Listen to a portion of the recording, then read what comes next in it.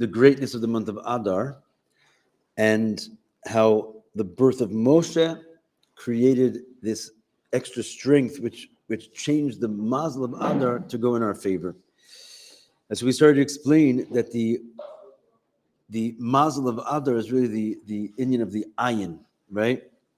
So to speak, that when it says that ein lo mazel, we change the wording to ayin lo mazel. That instead of saying that Adar doesn't have a good mazel, which is what Haman said, we said that we're going to change these words to ayin lo mazel, that its mazel is the level of ayin, which is the idea of the ayin beyond the yesh, the etzem of the Jewish neshama, which we said actually, here I have one, you pass it around, which we said, use it for yourself, which we said the etzem of the Jewish neshama is actually something which is higher than even the yechida, because the etzem is higher than all the union of shame, the names. And when it says that the soul has 5 names, nefesh, ruach, neshama, chay, and yechida, even the yechida, which we normally think of as this highest level thing, it's really still only a name. So this which is shining in Adar, coming in tonight, Bezrat Hashem, Rosh Chodesh, Lamed, we're getting there, is the etzem and neshama of the Yid, which is also connected with the birth, not only of Moshe, but all of Am Yisrael, which were born together with him, because birth represents the level of the Yid before he gets his name, right? And what does this give us? The power of Mesiras Nefesh. And this is what it says, that what Haman didn't know is Moshe was born on that day. The idea is the birth of Moshe, which is this level of ayin, is that that which is normally kept in total concealment gets born, gets revealed. And therefore, when it says that Adar ein lo schus, umazalo ein lo schus, we're going to change the word ein to ayin. And ultimately, the Gemara is answering what Haman didn't know is that because Moshe was born and it was the hisgalus of the etzem and neshama, ayin lo schus and mazalo ayin lo schus. Right? It comes from this high place. And then we started to explain that the word Adar itself, right, the month of Adar itself, was connected with this notion of strength, because the word Adar means strength, which comes from the Indian of the tokef and the strength of the etzem that's unshakable. And then we said that the mazel is bari, which we broke down into the words bar yud aleph, if you remember, which means he's like an owner of the level of yud aleph. What's yud aleph? The yechida. And how do you own the level of yechida? Because you're wielding the essence of the neshama. And then we also said that the Jewish people are called adirim, and adir b'marom. Adir is also yud aleph dar, if you recall, which is the idea that you can take the yud aleph, and even though the yud aleph is usually yechida leyachda, it's up and away, and we can't access it in a state of giloy. The whole notion is you're a bar yud aleph, and that the yud aleph is dar, which means it comes down and dwells, means you can cut to a state of the hisgalus and the revelation of the yechida, which again comes from the atzmus, the essence of the neshama, which is prevalent in the month of Adar. Noam. I think it's a bit of the existential thing almost. How what you said tomorrow is going to be Rosh Chodesh Adar, Bezrat Hashem. Because it's still Lamed Shvat, Rosh Chodesh Adar, so it's we're making the bridge. Bezrat Hashem means Bezrat Hashem. There'll be a day tomorrow, or even another moment that we can breathe. It's always Bezrat Hashem. Everything's Bezrat Hashem. Don't just take it for granted. There's things which are automatic. Right? It's one thing we know in Lubavitch. There's no automatic. Everything comes with avoda. So if you want there to be a tomorrow, you have to serve God. Then we can kind of count on it. Okay, we're going to go into Os Vav here. Don't worry, everything's going to be fine. Os Vav, which is on page 335, the last paragraph. Yesh lahosef, we're going to continue down this journey. Levar Hashaykh is the latest motion, the Shiva Ba'adar Dafka. We left off on this point that we're dealing now not only with the month of Adar and the birth of Moshe, but why does it specifically fall out on the 7th, right? Everything is exact. And we started to explain yesterday that 7 represents completion. The 7th is basically a full week, which means Adar, sort of when you enter it, until you get to 7 days in, you don't really have a completion in the Indian of Adar. It represents the 7 days of Bereshis. It also represents the 7 days of the building of the creation, right? So Kafishem b'chodesh Adar. So every month you're going to have your first 7 days, but that means, like, let's say Shvat, you're going to have a shleimus of Shvat, a shleimus of Teves. But here you have the first 7 days of Adar, means when you get to the 7th day of Adar, can you say that Adar, you have all of its different elements? And that's why Moshe pops up over there, because the Hizgalus of the essence of the neshama is not just Adar in general. It's like when you get to the shlemus of hitting all the stops of Adar until you get to the seventh. Last line, that the quality of Adar and the greatness of it, which is Adir B'marom Hashem, it's exalted in the heights. So what's the very unique concept here is that Adar is a bar Yud Aleph, right? It's representing this like high level of exaltedness of the Etzem and Neshama, but the fact you're getting to Zion Adar is an emphasis on the world. That this high level, first of all, the word Adar itself, because we're Adir B'marom, which means it's exalted and it's elevated. It's something which is usually not shaykh to being here. When you get to 7 days of Adar, it's the idea that you're bringing it that level down into the world. Like we said before, Adir is Yud Aleph Dar. It dwells here. And this concept of taking the highest things and having them dwell in the lowest things, right? Which is again the Etzem and Neshama is responsible for this. It's also hinted in the word Adar itself. Aleph Dar is 2 words. Shem Romez Alam Shachas V'Gilei Aleph. It's coming to teach you that there's a drawing forth of the level called Aleph, which we know is Alufo Shel Olam. The Aleph represents the master of the world, something which is very high. It goes in the Kesser and the highest things. But Ba'olam Lios Lo Yizbarach Dira B'Tachtonim. But Aleph is going to Dar, right? So the whole idea is that you're going to bring this high level into the world itself. It's literally the name Adar, Aleph Dar. The Aleph dwells with us. And this is even further emphasized on the 7th. Shiromez al Asiyas Hadira Dar Alufa Shel Olam B'Shivas Yemei Binyan. And even though the word Adar alone already tells you that, when you get to the 7th day of Adar, it's emphasizing that this Aleph is dwelling in all 7 days of creation. So this is, again, it's like, what is Moshe's birthday? It's not just a random day on the calendar. It's like there's a whole lesson teaching you about bringing the highest heights and having it dwell in the world. This is hinted to in the birth of Moshe on the 7th of Adar, as the sages said. In other words, not just the date, but the actual events that took place when he was born, all were like basically a revelation and a manifestation of what the day of Zion Adar represents. Because what happens when he was born? It says the moment that Moshe was born, the entire house was entirely filled with light. What do you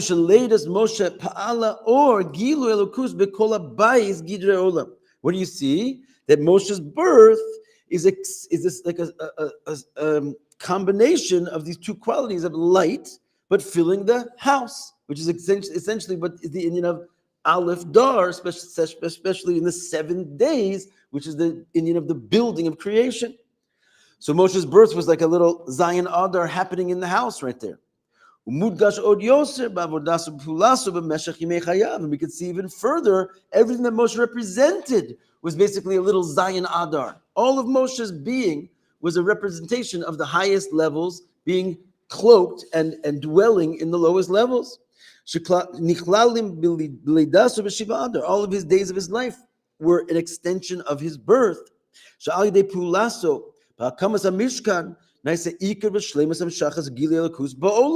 Moshe's arguably his greatest?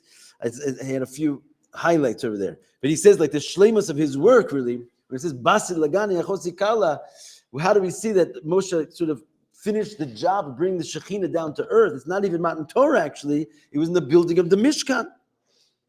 And what was Moshe's Indian? He effected a building of a Mishkan, which is the ultimate level of godliness that can be but in the world. The Midrash says, the day of Rosh Chodesh Nisan came, and Hashem commanded the Jewish people to set up the Mishkan. Shalach lehem agdei Moshe, and he says he sent to the Jewish people through Moshe. So Moshe is highlighted here because this was like sort of his Inyan. Ma tem yirei. Moshe said, "What are you afraid of?" Because they were going to set up the Mishkan. They were nervous. What were they afraid of? Yisrael omrim harei asinu amishkan masai savo hashachina v'tishra b'soch ma'aseh yadenu. They were saying, because I don't know if you know the history, the background here, but from the last 7 days of Adar, they set up, erected, and deconstructed the Mishkan 7 days in a row. And none of those days after they built the Mishkan did the magic happen where Hashem basically dwelled in the Mishkan.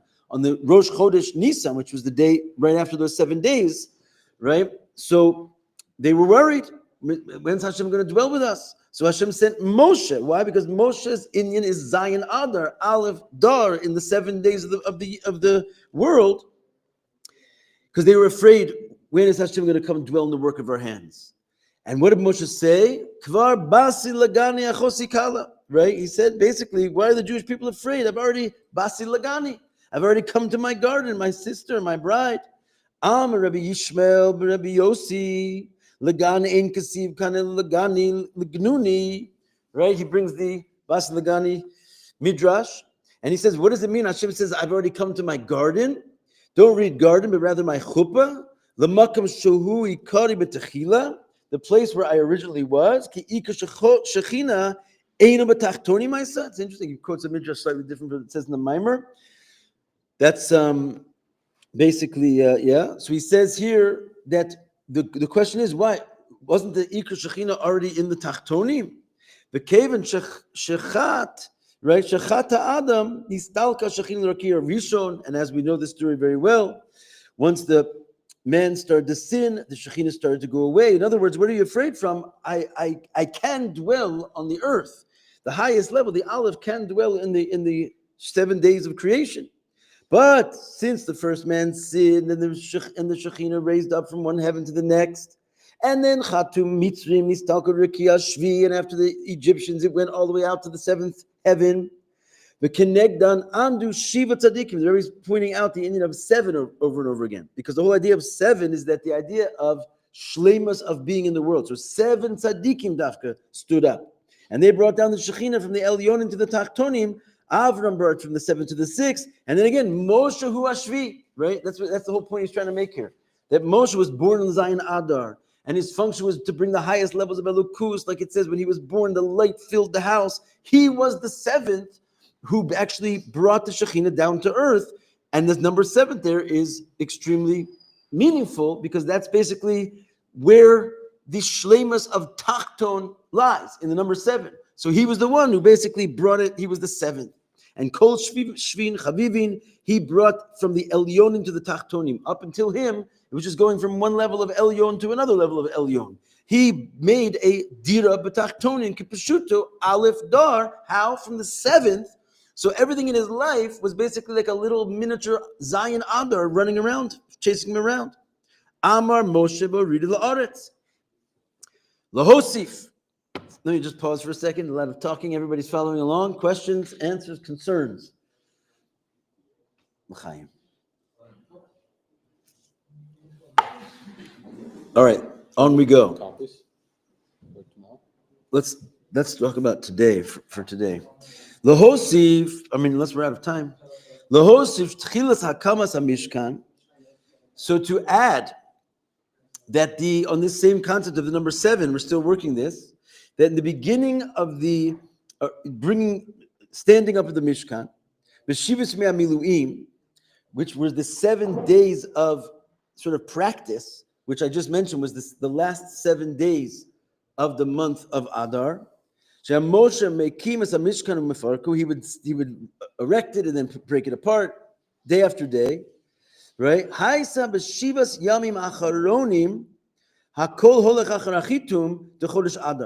he's trying to say that just like you had the first days of Adar, which was essentially building up to a Zion Adar situation where you had this Aleph coming into the shleimus of the Tachton, look at what happens when you get to the end of Adar. The last 7 days also are the same exact concept all over again. Again, you have like a 7-day period in Adar where what's happening? The Mishkan is being built. The Mishkan is being put down. It's basically a setup for a Dira B'Tachtonim once again. And the whole idea is the number 7 is holding, the world is going to be holding Elokus from Chav Gimel Ba'adar until the end of the month of Adar.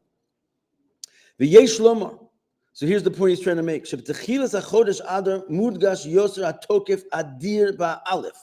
the beginning of the month of Adar, when you have those 7 days, we're going to now look at what's the difference between the first 7 days of Adar versus the last 7 days of Adar. Both of them represent the idea of number 7 and its attachment to Adar. But like we said in the name Adar, Adar is broken into 2 parts. There's the Aleph, Adir Bamarom, and there's the Dar, right, which is the Dir B'Tachtonim.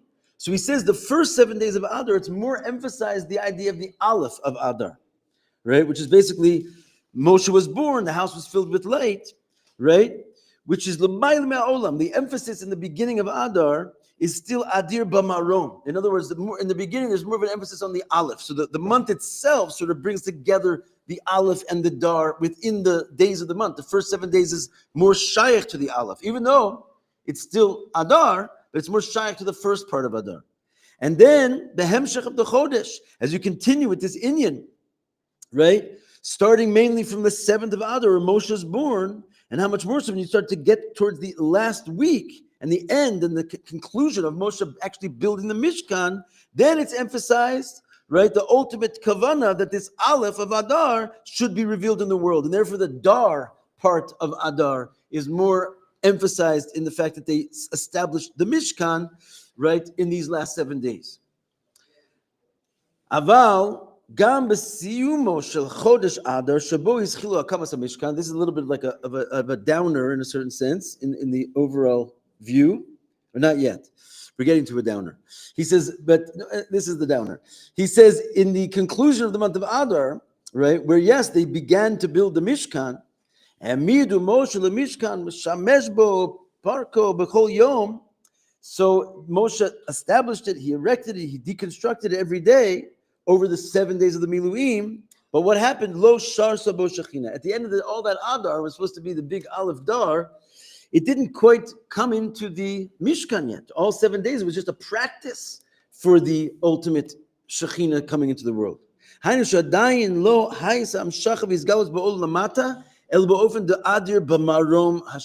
means that even though the second part of the month of Adar, specifically the last 7 days, is an emphasis on Dar and not Aleph, but the whole month is still called Adar, which could be read as Adir B'Marom, which means there was still sort of like an elevation of the Shekhinah that hadn't mamish hit the ground 100% yet, right?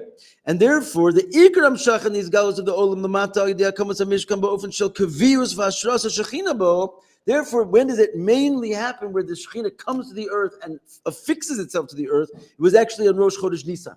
So Adar, albeit it's the Indian of grabbing onto the essence of the soul and making a home for it in this world, ultimately it sort of leads up to a hachana for Rosh Chodesh Nisan, where it's called Yom HaShmini L'Miluim, where the actual Eibishter came in and dwelled permanently in the world forevermore. Right? He never really left after that. Hamshachasu b'Chanukas HaMishkan, and this continued from first day of Nisan for 12 days, right? Because each one of the Nesiim offered their special carbon for all the first 12 days of the month of Nisan. Right? For this reason, we still mention all the Nesiim every single day of the first month of Nisan. Remember the Nasi, as we like to say. And we mention their carbon for each day of Nisan. What's the significance that suddenly we pop up this number 12 as soon as you get to the month of Nisan, where the Shekhinah dwells on the earth for the first time in a permanent way, and all of a sudden we honor it by the number 12 days in a row? He says, because this Indian of the number 12, we spoke about it this once before, right? That there's a Nasi for each day. This emphasizes the Hamshach and the revelation of godliness into the boundaries of the world. Why is 12 the boundaries of the world?